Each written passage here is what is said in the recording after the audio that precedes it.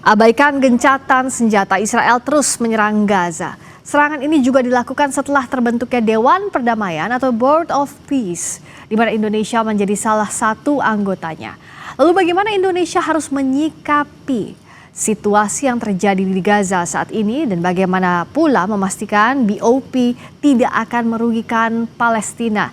Kita akan bahas bersama anggota Komisi 1 DPR RI fraksi PKB Oleh Soleh dan pengamat Timur Tengah Hasibullah Satrawi. Assalamualaikum warahmatullahi wabarakatuh. Selamat malam Pak Oleh juga Bung Hasibullah. Friska. Selamat malam Mbak Friska dan Pak Soleh. Selamat malam, saya ke Bung Hasibullah dulu.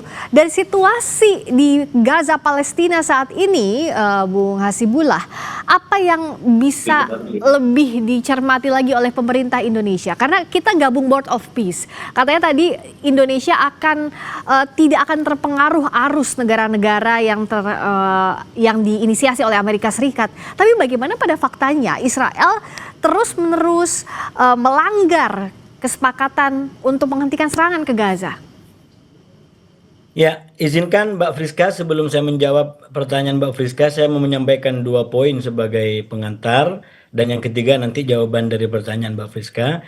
Yang pertama tentu kita mengapresiasi apa yang dilakukan oleh Presiden dan para alim, para ulama, para tokoh agama yang bertemu hari ini untuk menjelaskan hal-hal yang sangat penting berkaitan dengan sikap Indonesia, yaitu mendukung kemerdekaan, anti penjajahan, anti kolonialisme, dan ingin segera Palestina segera merdeka.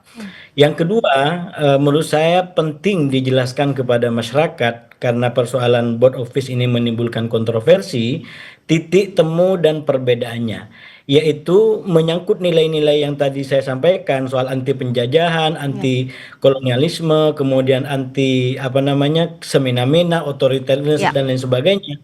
Saya yakin minimal Presiden atau sebagian besar dari kita setuju dengan itu semua.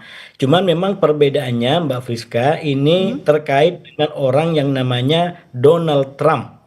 Yang dikenal dengan banyak kebijakan yang kontroversial. Nah, saya sendiri ingin menyampaikan mungkin sebagian kalangan menyikapi Donald Trump ini hitam putih. Jadi karena dia buruk maka sepenuhnya buruk gitu. Misalkan yang dilakukan di Venezuela tentu itu adalah buruk, itu saya setuju, itu new